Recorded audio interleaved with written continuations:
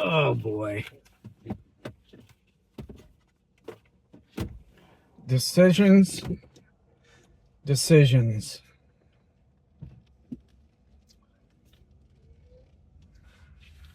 Just finished coffee. In my past life, this Volt ownership was split between my ex and myself. But I got it in the separation because she had her own vehicle. However, before she split, we forgot to transfer the ownership completely into my name, which meant that if I were to sell it, I can't because it's in both our names. If there was an accident, I'm not sure how that would get paid out, if it would get paid out solely to me because I'm the primary driver, or if it would be split. Irregardless, it's been 2 years, and I finally got the documentation signed and sealed and delivered to transfer ownership of this Volt into my name, to me, completely. So yeah, that's done, which brings me to the question, should I keep this?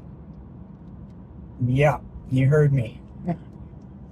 Should I keep the Volt? It's a fantastic car. Really, you fucking scumbag. Anyway, it's a fantastic car.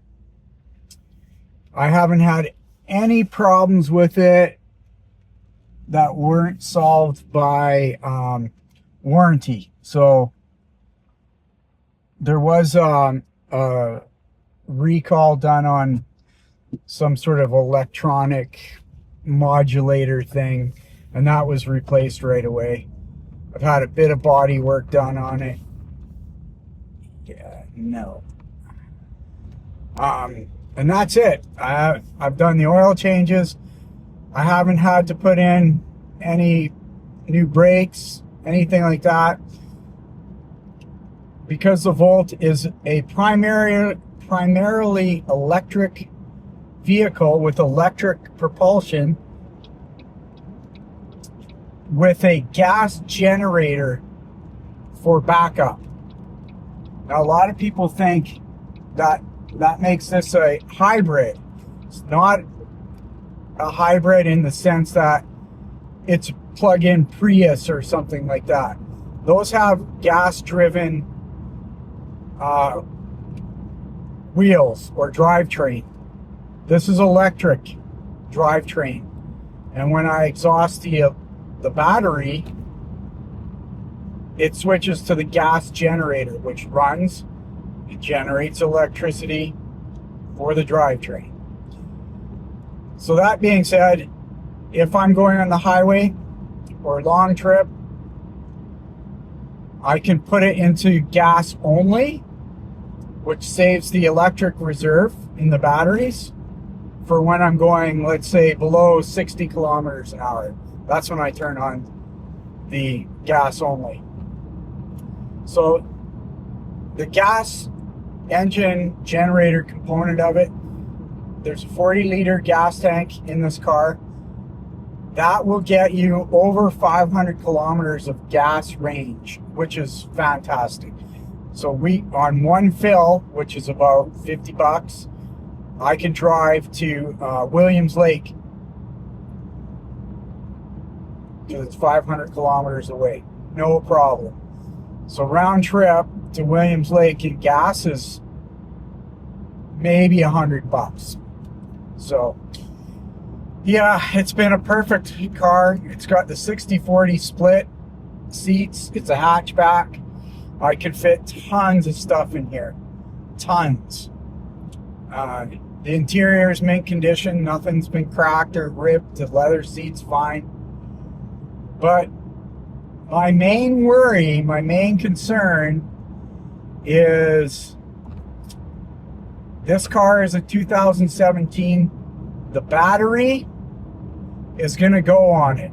Sooner or later, the battery is going to lose its charge, and I have no idea what it's going to cost to have a new battery put into this Volt.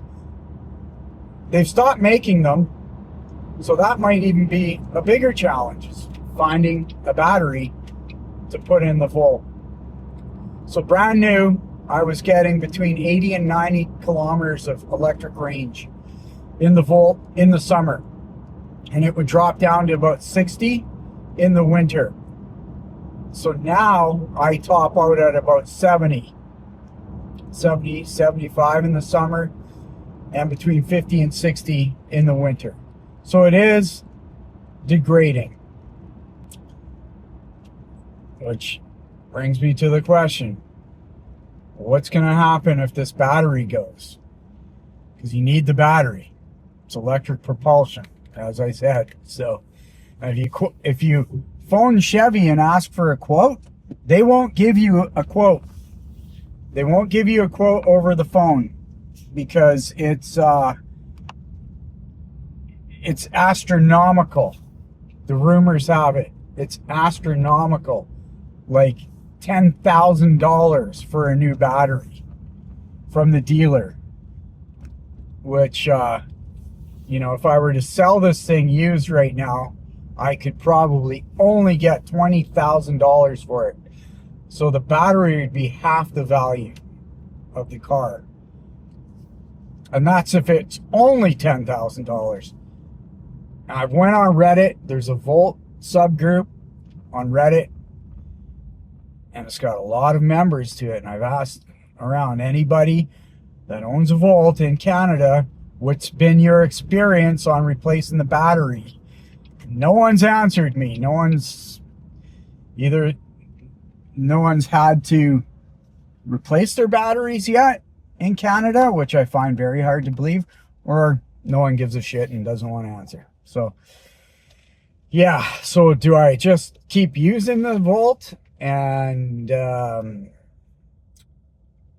don't know, hope the battery lasts another 5 years, or do I sell it now and buy something newer? Because right now I'm looking at a 1982 Ford F100 mint condition bullnose short box truck. Yeah, going from paying very little for propulsion to paying a lot. So there you go. I don't know. And if the battery goes on this thing and I try and sell it, you imagine trying to sell an electric vehicle, a Volt, and in your advertisement you got to say needs new battery. You might as well give that car away, because no one's going to buy a Volt with a dead battery. No one. If they do, I'll lose out on at least $10,000 off the ticket price. So, okay, I'm home from coffee. That's an update on the car stuff.